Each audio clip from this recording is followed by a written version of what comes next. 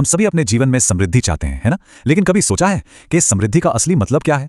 क्या ये सिर्फ बैंक में रखा पैसा है या फिर कुछ और, कुछ ज्यादा गहरा? हो सकता है कि आज हम जिसे समृद्धि मानते हैं वो तस्वीर का सिर्फ एक छोटा सा हिस्सा हो।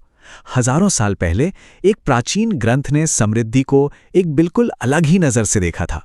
एक ऐसा नजरिया जो आज शायद पहले से भी कहीं ज्यादा जरूरी है। तो इसका जवाब हमें कहाँ मिलेगा?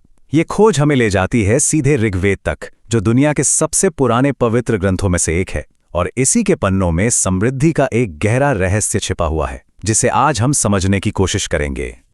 और ऋग्वेद के अंदर ही हमें मिलता है एक बहुत ही खास स्तोत्र, जिसे इस दिव्य समृद्धि का स्रोत माना जाता है। इसका नाम है श्री सूक्तम। अब देखिए, श्री सूक्तम के बारे में एक बहुत ही दिलचस्प बात है। इसे एक खिल सूक्त कहते हैं। इसका मतलब क्या हुआ? इसका मतलब यह है कि इसे ऋग्वेद में बाद में जोड़ा गया था। ऐसा इसलिए हुआ क्योंकि इसका महत्व इतना ज्यादा था कि इसे मूल ग्रंथ का हिस्सा बनाना ही पड़ा। तो आखिर ये स्तोत्र है किस बारे में? ये असल में श्री का आह्वान है, जिन्हें हम सब देवी लक्ष्मी के रूप में जानते हैं। पर रुकिए, यह प्रार्थना सिर्फ पैसों या सोने चांदी के लिए नहीं है। यह है शुभता, वैभव और एक संपूर्ण यानी होलिस्टिक प्रचुरता के लिए। लेकिन ये इतना शक्तिशाली ज्ञान हम तक पहुंचाया किसने? कौन थे वो लोग जिन्होंने इसे सबसे पहले महसूस किया? चलिए उन महान ऋषियों से मिलते हैं। इस दिव्य ज्ञान को हमारे सामने लाने वाले थे 4 मुख्य ऋषि। लेकिन जैसा मैंने कहा, ये कोई आम ऋषि नहीं थे। इनका रिश्ता इस स्तोत्र से बहुत ही गहरा और पर्सनल था। इनके नाम हैं आनंद, कर्दम, श्रीद और चिकलीत। लेकिन सबसे बड़ी और सबसे जरूरी बात यह है कि उन्हें श्री का पुत्र माना जाता है। सोचिए जरा, ये सिर्फ एक उपाधि नहीं थी, ये उनके गहरे, एक तरह से कहें तो पारिवारिक रिश्ते को दिखाता है। वो सिर्फ इस ज्ञान को देखने वाले नहीं थे, बल्कि उसके एक साक्षात अंश थे। तो अब ये तो समझ आ गया कि ये स्तोत्र किसने दिया, पर ये मांगता क्या है। चलिए अब इसकी गहराई में उतरते हैं, क्योंकि इसका लक्ष्य सिर्फ धन दौलत से कहीं कहीं ज्यादा बड़ा है।